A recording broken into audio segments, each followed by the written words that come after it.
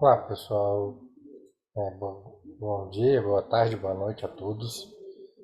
Eu me chamo Sócrates Arantes e estou aqui para fazer a apresentação do curso de Ambiente Profissional e de Ciência número 1 de Ciências Contábeis, né? Meu grupo sou eu e o Max Lucas Martins Rodrigues, né? A gente vai falar sobre cases de fraudes noticiadas e onde ficou a ética, né? O título do nosso trabalho. Eu vou avançar aqui na nossa apresentação. A professora orientadora Rosimar Couto. E iniciando aqui a apresentação, cases de fraudes noticiadas, onde ficou a ética?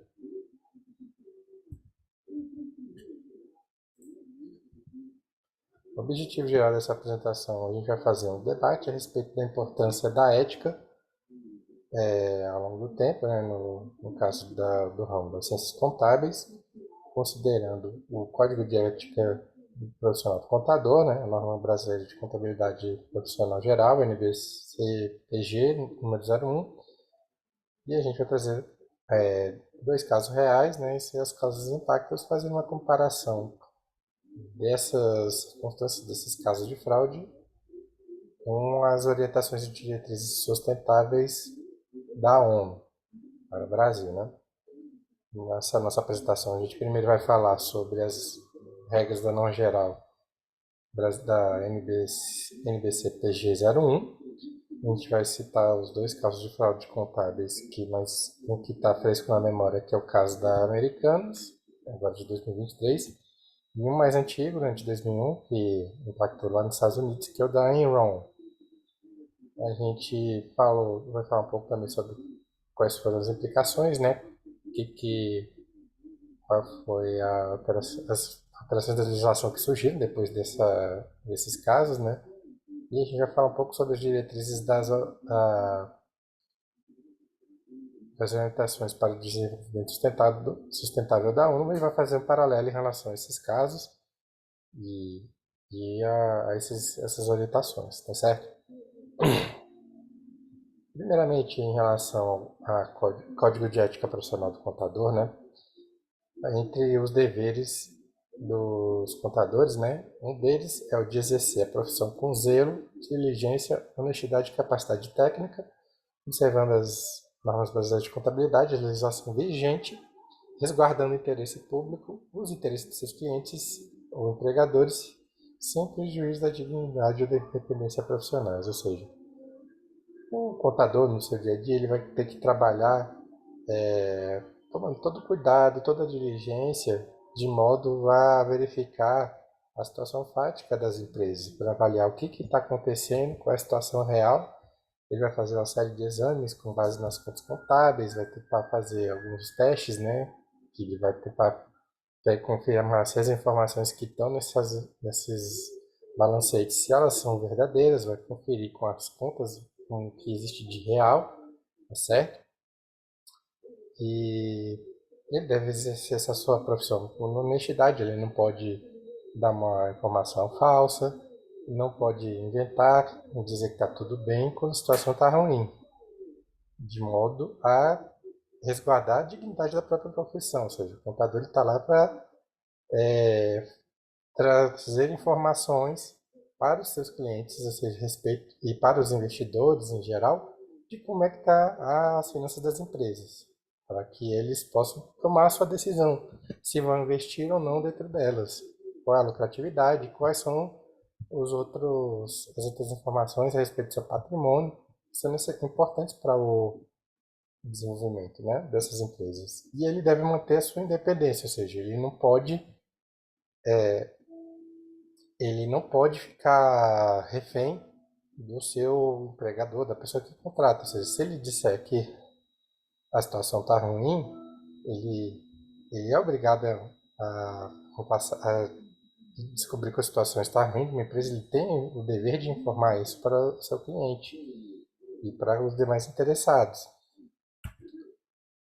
Um dos deveres que ele possui é o de abster-se de fazer interpretações tendenciosas sobre matéria que constitui objeto do trabalho, mantendo sua independência profissional. Ou seja, não é o fato de ele estar contratado por uma empresa, por exemplo, há muito tempo uma empresa está ele ser, seu cliente, que ele vai passar com o tempo, ele vai diminuir de fazer os exames, vai dizer que está tudo certo e não vai fazer as checagens das informações que, pois isso vai acabar afetando a sua dependência. Ele não pode ficar refém da empresa que contratou para fazer aparecer, para fazer seus balancetes, dizendo que está tudo para que ela dizendo que está tudo bem para que essa empresa continue e ele continue como cliente. Ele pode dizer que a empresa está com algum problema e não deve temer se vai perder o cliente. Isso faz parte da profissão dele, do profissional da contabilidade. Quando ele identifica, um outro dever, que é o de comunicar desde logo ao cliente ou ao empregador um documento reservado, eventual circunstância diversa que possa gerar riscos e ameaças ou influir na decisão daqueles que são usuários dos relatórios e serviços contábeis como um todo. Ou seja, se ele detectou alguma situação que seja irregular, ele tem o dever de informar logo ao seu cliente, né, qual é a circunstância, mas ele vai fazer isso de uma maneira discreta, um documento reservado, para que ele fique ciente, ó, está acontecendo essa situação aqui, você precisa reverificar isso dentro da sua empresa, de modo a garantir que a decisão fique por conta do seu empregador e ele não assuma o risco de passar informação, de ter ignorado uma informação que seja de um risco, de ter ignorado esse risco e caso depois no futuro descubra uma situação de que a empresa está com dificuldades financeiras, ele seja responsabilizado, tá certo? Em 2023, né, recentemente a gente teve o caso dos americanos, né? Durante muitos e muitos anos, os americanos apresentavam balancetes informando lucro, com base no chamado risco à descoberta, ou seja, ele demorava a fazer repasse dos pagamentos aos seus fornecedores. E aí, por conta dessa situação toda, foi descoberto um rombo contábil num valor de 20 bilhões de reais, ou seja, um valor relevante e afetou bastante as operações da empresa. A antiga diretoria ela fazia maquiagem dos resultados financeiros para demonstrar que havia um falsamento de caixa que valorizava o valor das ações na companhia na bolsa de valores, ou seja, muita gente investia dinheiro, mantinha suas ações dentro da Americanas em função do valor do lucro que ela tinha, ou seja, os investidores esperam receber seus dividendos, ou seja, investe o valor no patrimônio da empresa para receber em troca os dividendos dela. A Polícia Federal, né, com base nisso, identificou o crime de manipulação de mercado, uso de informação privilegiada, associação criminosa e lavagem de dinheiro. Isso pode gerar até a pena de até 26 anos caso os investigados sejam condenados, ou seja, ainda está em processo de investigação. E isso aconteceu basicamente com a conivência da alta diretoria. O resultado, até o momento, é que a empresa teve que pedir recuperação judicial, ou seja, teve que reestruturar seus pagamentos, abrir mão de uma série de pontos de vendas, diminuir e tentar pegar empréstimos, né? Os próprios proprietários tiveram que fazer um aporte financeiro para poder cobrir parte desse rombo.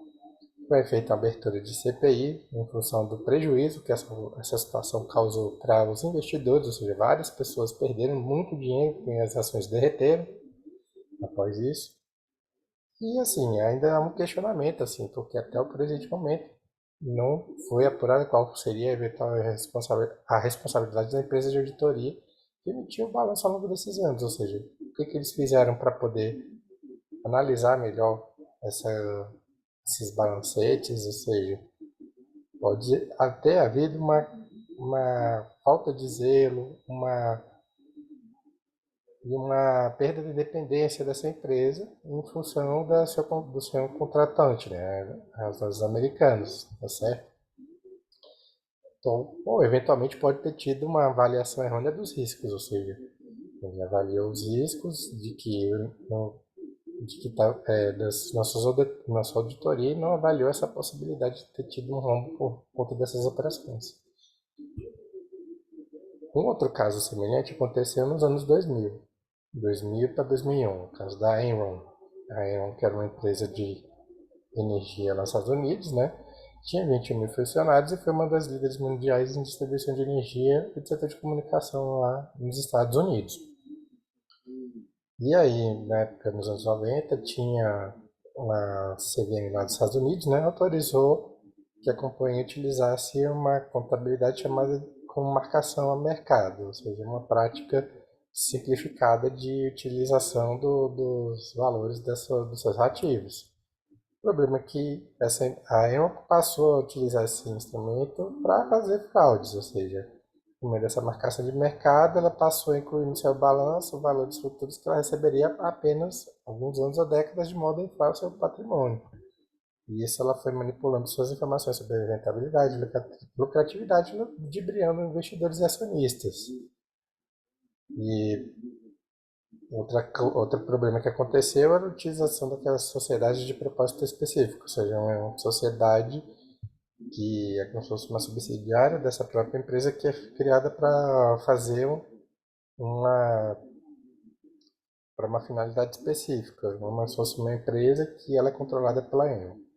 E ela, por meio dessas empresas, ela captava empréstimos de bancos e fazia dívidas enormes, mas essas dívidas não apareciam no balanço, ou seja, ela era a dívida que ela considerava que seria das SPEs, mas não da controladora. E aí, por conta disso, né, nos anos 2000, surgiu esse escândalo, né, que acabou levando à falência dessa empresa. Ela tinha uma dívida, antes da sua falência, ela tinha faturamento na casa de 100 bilhões de dólares, era um faturamento extraordinário. Mas aí, por conta desses preços, das investigações, a revista Fortune publicou um artigo que tentava trazer o motivo dessa valorização exorbitante das ações e acabou começando a levantar dúvidas sobre a saúde financeira da empresa. Aí, por conta dessa informação, que não partia dessa empresa de auditoria, mas de uma outra empresa, de empresas como se fosse a Valor Econômico lá nos Estados Unidos, as empresas jornalistas começaram a baixar a classificação da empresa, dizendo que ela teria dificuldades financeiras para se manter. Ele estava muito endividado.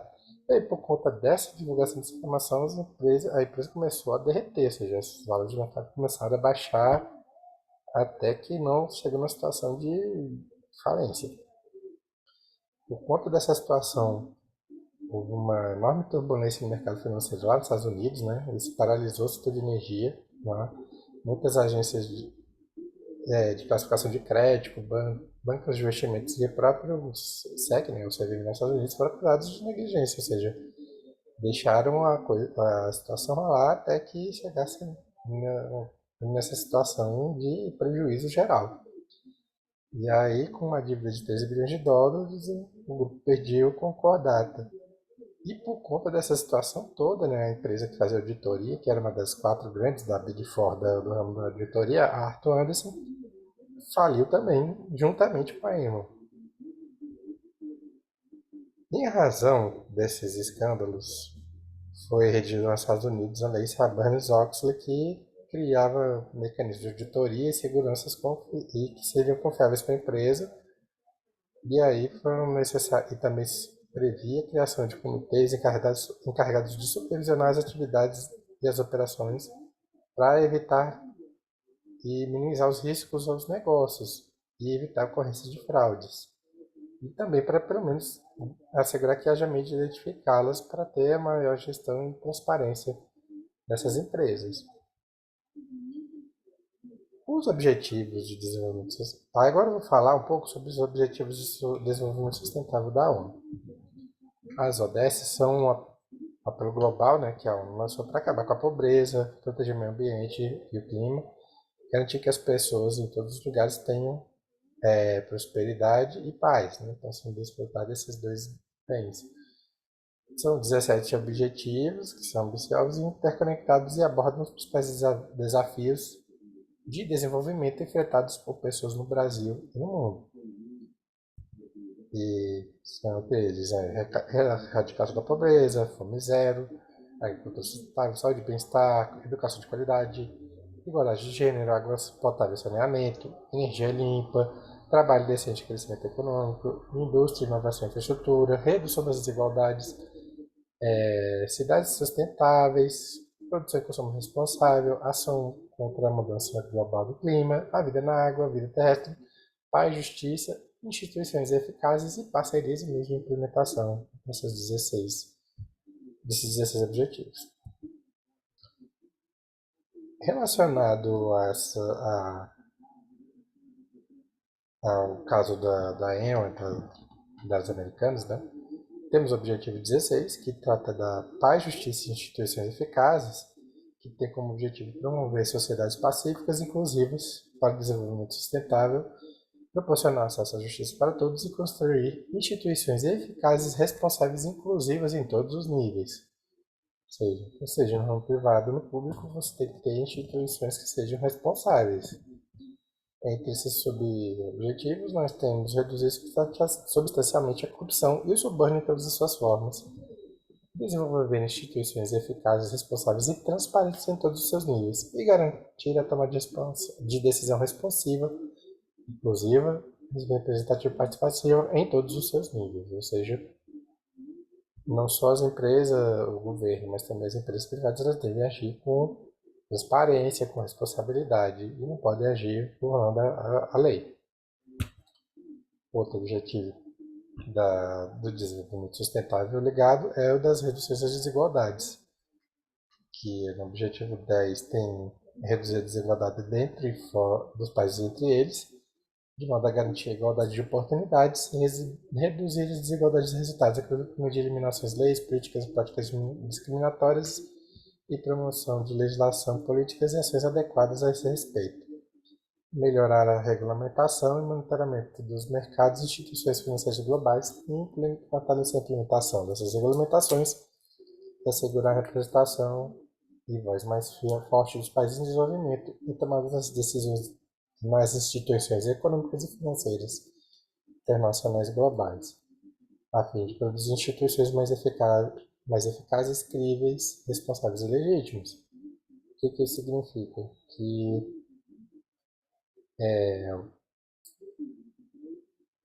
a corrupção e a fraude em geral são formas de crescimento desigual, ou seja, você tem uma empresa que se beneficia de uma atitude legal para poder se desenvolver, conseguir obter mais lucro, ter mais investidores, aumentar seu patrimônio. Ou seja, do jeito, quando você promove leis mais justas, você também, de uma forma indireta, tenta diminuir a desigualdade de oportunidades, ou seja, todos vão ter a mesma oportunidade para fazer aquilo, para ter as suas ações e ter o seu desenvolvimento, tá certo?